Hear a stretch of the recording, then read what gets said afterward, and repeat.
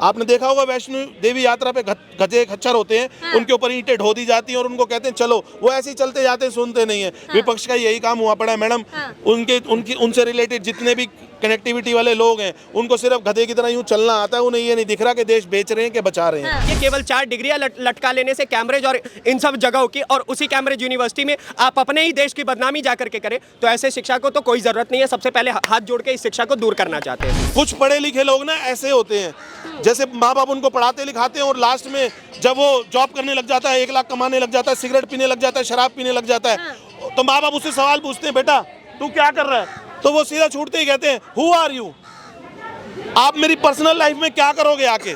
तो ऐसे ही मैडम विपक्ष के कुछ लोग उसके समर्थक हुए पड़े हैं, जो देश से आज ये सवाल करते हैं कि भैया हमारे पास बेरोजगारी है, हमारे पास नौकरी नहीं है। आज 70 सालों में 2014 से पहले हम लोग भी यही सोचते थे कि प्रधानमंत्री पढ़ा लिखा होना चाहिए। हम लोग ये सोचा करते थे, लेकिन जब मोदी जी का रूप देखा और हमने देखा एक संत के रूप में एक इंसान आके हमारी प्रधानमंत्री की कुर्सी पे बैठा और उसने सिखाया कि असल में राजनीति क्या होती है, असल में देश प्रेम क्या होता है और असल में प्रधानमंत्री का क्या दायित्व है और प्रधानमंत्री की क्या जिम्मेवारी है। तो मैडम मेरी नज़रों में तो ऐसा है कि भैया पढ़ा लिखा होना जरूरी नहीं है। देश चलाने के लिए अपनी सोच देश के विकास में लगाने वाला इंसान, अपनी सोच देश के लिए अपनी जान कुर्बान करने वाला इंसान, मेरी नज़रों में प्रधानमंत्री बनने के लिए पढ़ा लिखा होना जरूरी नहीं है। सिर्फ देश के लिए प्रेम बहुत जरूरी है। वो मोदी जी में कूट कूट कर भरा हुआ है। प्रेम कहाँ कर रहे हैं देश से? वो तो देश को बेच रहे हैं। मैडम अभी एक कांग्रेसी यहाँ खड़ा हुआ था। हाँ। उसने आके कई बातें बताई हमारे को कि भैया मोदी जी ने रेल बेच दिया, तेल बेच दिया, सब कुछ बेच दिया। हाँ। समझ लीजिए देश ही बेच दिया। मैं आपसे ही पूछना चाहूंगा, आज जनता का सवाल है, मेरे से मेरा कुछ अपना पर्सनल ओपिनियन नहीं है। मैडम देखिए, आप सवाल पूछ रहे हो, मैंने आपसे ही सवाल किया, जवाब नीचे जी, आपके जितने व्यूअर्स होंगे वो दे ही देंगे। मैडम मैं एक बात पूछना चाहता हूँ आपसे। 2014 से पहले 800 रुपए पेंशन मिला करती थी, 1000 रुपए पेंशन मिलती थी किसी भी स्टेट में। वहाँ पर अंगूठा लगाया जाता था। 7-7 दिन हम लोग लाइनों में लगते थे, हमारे माँ बाप, हमारे दादी परदादी, मतलब दादा परदादा। वहाँ पर 7 दिन बाद लाइन में लगने के बाद ऐसा होता था मैडम कि ना अधिकारी कहता था आपकी पेंशन कोई ले जा चुका है, इसको घोटाले में कन्वर्ट कर लो आप। अंगूठा लगा, माता जी की पेंशन कोई और ले गया। आज मैं एक भाई से यहाँ पूछता हूँ, चाहे कोरोना की बीमारी आई हो, चाहे भूकंप आया हो, चाहे आर्थिक मंदी आई हो, कुछ भी आया हो, 1 तारीख से लेकर 10 तारीख के बीच में जहाँ जहाँ पेंशन मिलनी है, चाहे 2500 चाहे 3000 स्टेट्स के हिसाब से तय की गई है, वो उनके अकाउंट्स में आती है कि नहीं आती? ये देश को बेचा या देश को बढ़ाया? तो अब तो पेंशन ही खत्म कर दिया गया है। किसने खत्म कर दी मैडम? बिल्कुल पेंशन कर, रेलवे वालों को पेंशन ही नहीं मिल रहा है। मैडम ऐसा है, देखो 150 करोड़ लोगों का देश है, इसमें पेंशन टाइम टू टाइम एक लिमिट तय करके किया जाएगा ना। वो हर किसी को सम्मान लेके चल रहे हैं। आपने देश बेचने की बात की तो मैंने आपको जवाब दिया। दूसरा चीज, 5 लाख का बीमा, 5 लाख का बीमा जिसको भी मिल रहा है उससे पूछो मोदी उनके लिए क्या है? भगवान से कम नहीं होंगे। ये देश बेचा या खरीदा? 7 एम्स हुआ करते थे मैडम 70 सालों में। एक एम्स 1957 में दिल्ली का बना, बाकी के 6 एम्स बने 2012 में कंप्लीट हुए। जो वो 7 एम्स बने आज 22 हैं। बिहार जैसे राज्य में एम्स, पंजाब जैसे राज्य में एम्स, अभी रिसेंट में रेवाड़ी में खोला। ये देश बेचा के बनाया। IIMT कितनी है मैडम आज और पहले कितनी थी? ये बेचा के बनाया। उसके बाद एयरपोर्ट्स डबल हो गए, बेचा के बनाया। 10 घंटे को सफ़र को 5 घंटे में कन्वर्ट कर दिया, ये बेचा के बनाया। आज अच्छे से अच्छा व्यवसाय देश के अंदर आ रहा है। करोड़ों अरबों रुपया बाहर की कंट्रीज से अंदर इन्वेस्ट हो रहा है हमारे यहाँ, और हम लोग खुद बना के बेच भी रहे हैं बाहर। ये बेचा के बनाया। मैडम ऐसी कई चीज़ें हैं, मैडम। आधुनिक हथियार हम खुद बना रहे हैं, मोबाइल आज हम खुद बना रहे हैं। छोटे से छोटा बच्चा अपना व्यवसाय खोल के बैठा है, चाहे वो 10,000 का चाहे 10 करोड़ का, अपनी रोटी चला रहा है। ये देश बेचा के बनाया। मैडम विपक्ष की बातें, झूठ बोले सच बोले, जैसे गधे के सिर्फ ये बताया जाता है ना, गधे को सिर्फ ऐसे चलना है। आपने देखा होगा वैष्णो देवी यात्रा पे गधे खच्चर होते हैं, उनके ऊपर ईंटें ढो दी जाती हैं और उनको कहते हैं चलो, वो ऐसे ही चलते जाते हैं, सुनते नहीं है। विपक्ष का यही काम हुआ पड़ा है मैडम। उनसे रिलेटेड जितने भी कनेक्टिविटी वाले लोग हैं, उनको सिर्फ गधे की तरह यूं चलना आता है, उन्हें ये नहीं दिख रहा कि देश बेच रहे हैं कि बचा रहे हैं। 14 से पहले का ब्लास्ट इन भैया ने बताया ही था कि मैडम एक बात बताओ, आप 26 साल अपनी औलाद को पढ़ाओगे, लिखाओगे, खिलाओगे, उसको इंजीनियर बनाने का सोचोगे, उसको डॉक्टर बनाने का सोचोगे, और 2014 से पहले जैसे यहाँ पे खड़े हुए सीपी में खड़े हम, चलो सिनेमा हॉल में ब्लास्ट हो गया, बस में ब्लास्ट हो गया, बॉम्बे में कोई कांड हो गया, आतंकवादी गतिविधि, उसमें आपका बच्चा शहीद हो जाता है। आतंकवादी गतिविधि में आपका बच्चा शहीद हो जाता है। ऐसे 26 साल उसको पढ़ाने लिखाने का क्या फायदा मैडम?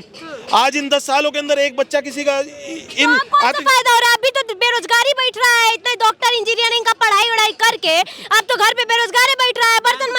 बात सुनिए, बेरोजगारी का मतलब क्या होता है? बेरोजगारी का मतलब ये होता है कि आपने बीटेक कर रखी है, आपने बीकॉम कर रखी है, आपने इंजीनियरिंग कर रखी है, आपको अपनी क्षमता, आपकी पढ़ाई के हिसाब से नौकरी मिलेगी। अब मैंने तो भैया 10वीं कर रखी है और मैं कहता हूँ जी मैं महात्मा गांधी बन जाऊं, राहुल गांधी बन जाऊं, मोदी बन जाऊं, ऐसा कभी हुआ मैडम? जो 10वीं पढ़ेगा उसको 10वीं के हिसाब से, क्वालिफिकेशंस के हिसाब से ही जॉब मिलेगी। जो भैया इंजीनियरिंग करेगा उसको इंजीनियरिंग के हिसाब से। हाँ, ये होता है कईयों की नाक ऊंची होती है।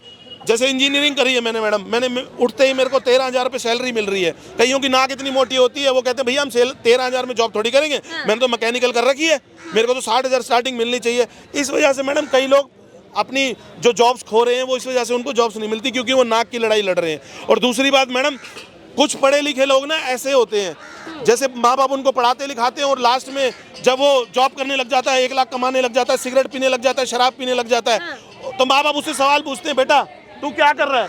तो वो सीधा छूटते ही कहते हैं, हु आर यू? आप मेरी पर्सनल लाइफ में क्या करोगे आके?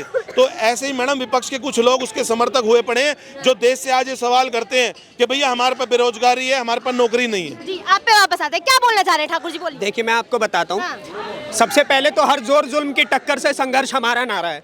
ठीक है, ये लाइन बोल करके मैं आधे से ज्यादा डिबेट को खत्म करना चाहता हूँ। और दूसरी बात, आप बार बार एजुकेशन पे लौट करके आ रही थी। ठीक है, मैं आपको शिक्षा के बारे में बताता हूँ। यहाँ पे जितने भी लोग खड़े हैं ना, हम में से अधिकतर के माता पिता इतने ज्यादा शिक्षित नहीं होते हैं। ठीक है, लेकिन शिक्षा का असली महत्व उनसे बेहतर कोई नहीं समझता है। ठीक है, मेरी माताजी, मैं आपको सच बताऊं, she is not even qualified 6th class. ठीक है, उन्होंने 6ठी क्लास भी नहीं पार की है, और उन्होंने मुझे इस लेवल पे खड़ा किया है, मेरी बहन को इस लेवल पे खड़ा किया कि आज उन्हें शिक्षा का असली महत्व पता है। तो शिक्षा केवल डिग्री से नहीं आती है, शिक्षा आपके अपने जीवन से भी आता है, आपके दिनचर्या से भी आता है, आप किस प्रकार से अपने राष्ट्र के प्रति प्रेम करते हैं उससे भी आता है। ठीक है, शिक्षा का पैमाना हकीकत में ये भी होना चाहिए, केवल 4 डिग्रियां लटका लेने से कैम्ब्रिज और इन सब जगहों की, और उसी कैम्ब्रिज यूनिवर्सिटी में आप अपने ही देश की बदनामी जा करके करें, तो ऐसे शिक्षा को तो कोई जरूरत नहीं है। सबसे पहले हाथ जोड़ के इस शिक्षा को दूर करना चाहते हैं। ठीक है, और दूसरी चीज मैं आपको बताता हूँ, शिक्षा की बात हो गई, और सुनिए, आपने अभी बात की कि भाई साहब जॉब्स की। ठीक है, लोग MBBS कर रहे हैं और वो वहाँ पे पढ़ लिख करके बेरोजगार बैठे हुए हैं। आपसे मैं चैलेंज करके यहाँ पे कहता हूँ, या फिर सभी विपक्षियों को मैं चैलेंज करके कहता हूँ, मुझे एक MBBS डॉक्टर दिखाओ जो वेला बैठा हो, घर पे बैठा और वो बेरोजगार हो। एक MBBS डॉक्टर दिखा दो। आपको एक भी ऐसा व्यक्ति नहीं मिलेगा। अगर जो व्यक्ति जिस चीज के लायक होगा, ठीक है, आपको पता है इस वक्त इस देश में 108 यूनिकॉर्न कंपनीज हैं। ठीक है, 100 करोड़ से ऊपर उन कंपनियों ने कमाया है। ठीक है, और वो लोग 0 से स्टार्ट हुए। ठीक है, शून्य से वहां तक का सफर अगर उन आदमियों ने तय किया, तो ये आपकी कैपेबिलिटी का सवाल उठाता है आपके ऊपर कि आप बेरोजगार क्यों हैं। एक नीलम आई थी, संसद में जाकर के उसने स्मोक बॉम्ब फोड़ दिया और कहती कि भाई साहब मैं बेरोजगार हूँ और मेरे पे ये डिग्रियां हैं। अबे क्या फायदा है तेरे इस डिग्रियों का अगर तू वहाँ पे बेरोजगार बन के बैठी हुई है? कोई सेंस नहीं है। और अगर आप पढ़े लिखे, आपके अंदर कैपेबिलिटीज है, तो आप अच्छा कमा सकते हैं। और इसका सबसे बड़ा उदाहरण हमारे देश का इस वक्त प्रधानमंत्री है, जिसने ज्यादा शिक्षा नहीं ली है, लेकिन वो इस देश को ओन कर रहा है और इस देश को अच्छे तरीके से चला करके दिखा। आपको भी मोदी जी पैसा से नहीं ठूसे हैं?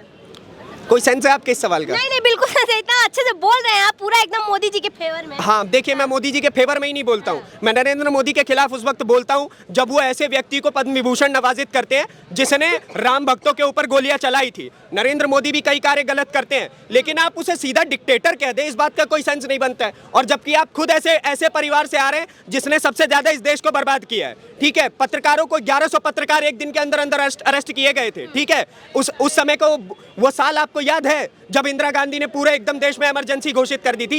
यहाँ पे खड़े होकर के हम लोग सवाल जवाब नहीं कर सकते थे। वो डिक्टेटरशिप नहीं थी, मतलब तुम करो तो अवरास लीला, हम करे तो कैरेक्टर डीला। गजबे है भाई, कोई सेंस ही नहीं है इनके सवाल जवाब का।